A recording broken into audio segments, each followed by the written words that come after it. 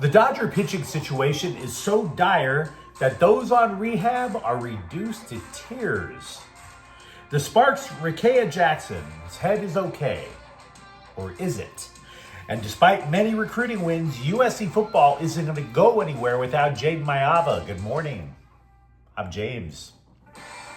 And this is your daily dose of sports and snark for the greatest sports city in the world, Los Angeles. This is the Faithful Angelenos Morning Report. It is June 3rd, 2025. Welcome back to the Sanctum Sanctorum of LA Sports. Do you like being in the know about LA? Well, if you do, clickety-clack the like button. Clickety-clack the subscribe button. There's a notification bell. Hit that. It'll let you know when we drop new content. Sharing is caring. Let people know we exist. And by all means, comment. Now, before we go through the news and notes, a very quick scoreboard to look at. Mets 4, Dodgers 3 and 10. Bottom line is, to beat the Dodgers, you gotta take them to extras. And Tanner Scott once again stunk up the joint again in relief. The Mets and Dodgers, by the way, also play again today at 7 o'clock. So, what do you say we get to the news? Because we got a bit to discuss. I hope that Blake Snell was being sarcastic. Because if he's not about his progress, then it tells us that just the act of trying to pitch in Dodger blue just brings out all the feels, more so than watching The Notebook with your girl, more so than watching Schindler's List.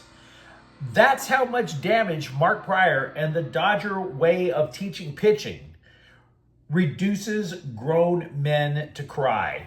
So, to start out, our daily Dodger injured pitching update, we will go to Tyler Glasnow, who was transferred to the 60-day injured list. We mentioned that yesterday.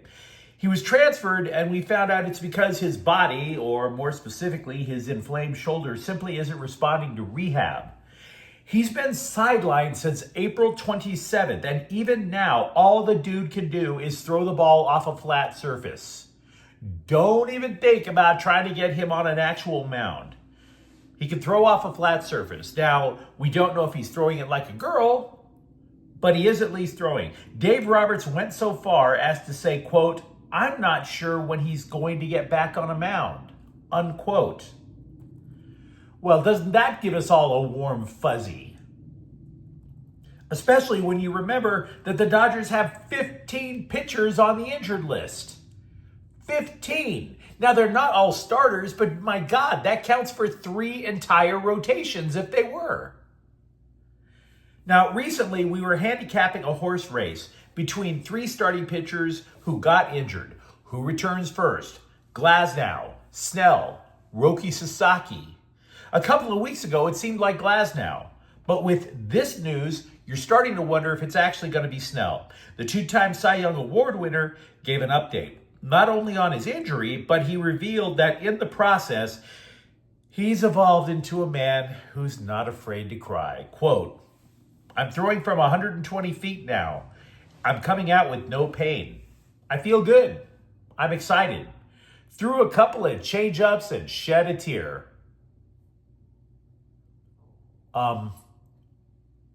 Okay. Could totally do without that last part, by the way. I mean, hell, even the day after my mom died, God rest her soul, I didn't come on this channel and start blubbering up for you guys during the scoreboard. Right? We have more Dodger news, by the way. A second Dodger reliever is allegedly near a comeback, according to the LA Daily News. We talked about Michael Kopech yesterday. Either way, if it's Kopech or Kirby Yates, it would be just in the nick of time because Tanner Scott sucks. Yates threw a second bullpen sesh Monday. He could return from the injured list as early as this weekend. And if that happens, that's going to be even more roster shuffling because just yesterday, Ryan Lautos was promoted from Oklahoma City. They added Will Klein in a trade with Seattle. They sent another minor leaguer to the Mariners. Noah Davis was demoted to Oklahoma. Our condolences. And Chris Stratton was straight out cut. So that never-ending churn of pitching. Never-ending. If you had a sports car, you wish those turbines just were rotating as efficiently as the Dodger transaction daily list. I'm telling you. Last week, we were talking about so-called prospect experts, about how they update their rankings during the course of the year and how that impacts the Dodgers. The top 4 Dodger prospects, according to The Athletic, are all outfielders, but they are nowhere near reaching the majors. So don't expect Josue De Paula in Dodger gear anytime this year. Now, ESPN followed suit with their updated prospect rankings yesterday. They claim the Dodgers have the best farm system in the game. Maybe, maybe not. But they also added the obvious. The number 1 guy in the minor league system is already in the show. That would be Dalton Rushing. So instead, what ESPN did was they projected who's next in line. Because again, the Athletic are like, all the Dodger really big guys are in single A. The ESPN thinks the next elite prospect to reach the majors will be shortstop Alex Freeland. Now, this is possible because the dude is hitting .283 in the Midwest Manure Pit. He's got 6 home runs, and he's a switch hitter. The Dodgers absolutely love versatility.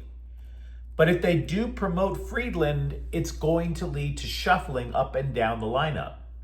Remember, Roberts said Mookie Betts has earned the shortstop gig for at least the rest of the year.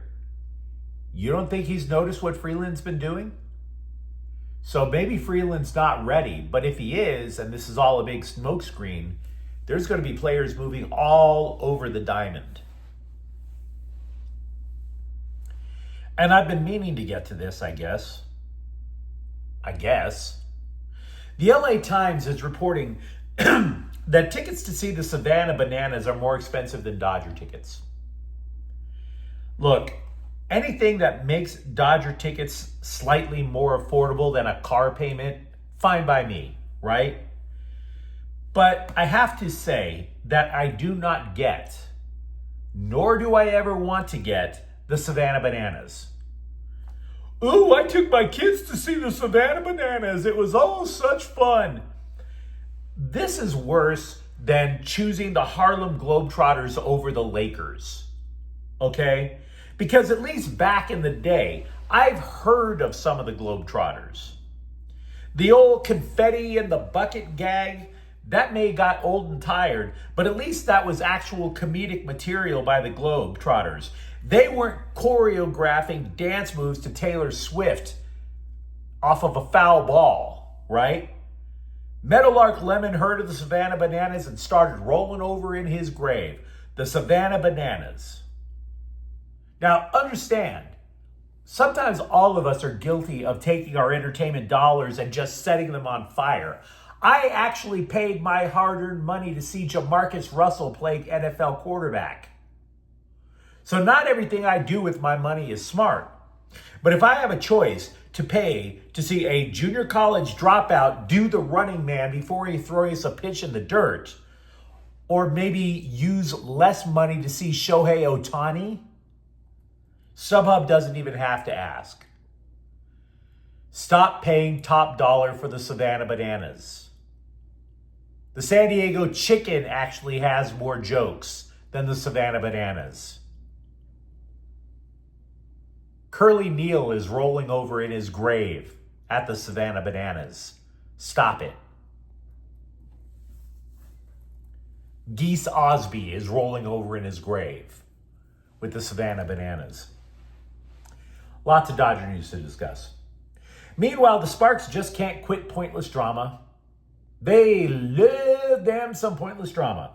They can't quit losing, and they can't quit the drama. It's like a chicken and egg argument. Which came first, the drama or these long-ass losing streaks? Now, I would bet it was the drama, because the Sparks were actually a challenger to win WNBA titles when they had Candace Parker. She left LA because of drama. She got sick of Coach Derek Fisher. But then it started to snowball. A couple of years ago, it was Liz Cambridge, who may or may not be racist, may or may not have mental problems, but she damn sure is on OnlyFans. That's good for not having drama in your life, am I right? Hey, I play for the Sparks and I battle depression. Who wants pictures of my butt? And it's not just Liz Cambridge. Last year's number 2 overall pick found her true calling in thirst trap picks. Now, the drama has even infected, like a virus, the team's second best player, Rickea Jackson. She missed 3 games earlier due to a concussion. Get it. I understand. But now she's decided to extend the time off due to personal reasons. Hey, the team is already spiraling at 2-6, but hey, personal reasons, right? Now, of course, that leaves what few Sparks fans that there are left to speculate why she's not there. What are her personal reasons? Did she request a trade? Did she get knocked up? And so Jackson started trolling the trolls with weak-ass gag pics about her claiming to be prego. She put a basketball underneath her jersey and said, "It's a girl." Ha, ha, ha, ha, ha. Ms. Jackson, when somebody takes personal time off of work, the assumption is that you have an issue or two to solve. Not that you need to work on material for open mic night at the Laugh Factory. You're a professional athlete, not an open mic comic. And this pisses me off because I honestly had high hopes for Rickea Jackson. Like she was the only person on that roster who actually seemed well adjusted. Now I just feel bad for Kelsey Plum. If you think about it, Plum, whether you're a WNBA fan or not, Plum actually does ball. She was in Vegas. She got a few rings with the Vegas Aces. She gets traded to LA. She's balling out every night. She's averaging 23 points per game, and yet she's surrounded by rank amateurs who want to be social media influencers. Whether it's through Instagram, Twitter, or OnlyFans, surrounded by social media influencers. Dante's third circle of hell is better than being on a WNBA team surrounded by wannabe social media influencers. Pray for Kelsey Plum. Pray for Kelsey Plum. Lost amidst all of USC's high school recruiting wins, the transfer portal wins. For USC football to rebound, it's all going to hinge on one thing: Lincoln Riley being a quarterback whisperer. He's coached 4 current starting quarterbacks in the NFL. 3 of them won Heismans. So despite the fact that he has painstakingly built a roster to compete in the Big Ten, the Trojans ain't going anywhere unless Riley can straighten out Jaden Mayava. If you recall, Mayava took over for Miller Moss halfway through last season. He goes 3-1 with a bowl victory. He throws for more than 1,200 yards in limited time, 11 touchdowns, all of which is great until you realize he threw 6 picks, which is pretty gross. Riley said Mayava has a chance to be elite. Quote, "I think the big goal for us is trimming some of the fat off of this. Can you take the good? Certainly try to enhance that, but then can you take some of the negative plays or some of the forced throws, and can you remove those from his game? Because he's really grown. I think his understanding of the offense, he's going to get better," unquote. Now, we've also established when it comes to both USC and UCLA, we're talking about them all the time, we've established that CBSSports.com is like this doom-scrolling website of endless sports lists and rankings. It's about as reliable as Twitter is for geopolitical debate, but I digress. CBS decided to name one transfer impact player for each Big Ten football team, which is another way to scrape the bottom of the barrel for a cheap byline, but I digress. Look, we just talked about Mayava, right? But if you follow UCLA football, you know damn well the impact transfer player is Nico Iamaleava. We discussed Mayava, but for all the controversy with Iamaleava, he honestly has a shot at being the best quarterback in the conference. Straight up. USC's pick, by the way, is a little more of an interesting choice. The scribe thinks it'll be defensive tackle Keyshawn Silver. It's curious because the Trojans have 16 transfers coming in. There's a lot of breakout candidates to choose from. The guy winds up choosing Silver because he was a 5-star recruit coming out of high school. The idea is that he's not going to put up these massive numbers, but his sheer size is going to gobble up double and triple teams that will open things up for other tacklers. Meanwhile, with USC basketball, just 4 days after giving his word to the Trojans basketball program, French shooting guard Keza Giffa ghosted on his commitment. We don't know why. We don't even know where the hell he's going. What we do know is that running away from your commitments is peak French. It's more French than the Eiffel Tower to run away. You could replace all the paintings in the Louvre with paintings of French people running away from a challenge. You'd need 5 Louvres and you still wouldn't have enough for all those paintings. Now, the funny thing is that him skipping out has a ripple effect on the program. Giffa the Ghana played at Texas El Paso, where his assistant coach was longtime former Clipper player Earl Boykins. And the Trojans hired Boykins one day after they brought in Giffa. So was Boykins hired because of Giffa? And does the guy lose his gig because Giffa dove off the cliffa? Just asking. It's been a mantra since pretty much I started this program. You cannot trust the foreign soccer press. For 2 years, scribes from countries where bathing is a luxury were predicting. They said it was already a done deal. Totally done, only a matter of time before it was announced. Antoine Griezmann of Atletico Madrid was coming to LAFC. Wrong, not happening, not at all. Griezmann is staying with Madrid. For all the hype about another internationally famous striker coming into LAFC, you cannot trust the foreign soccer press.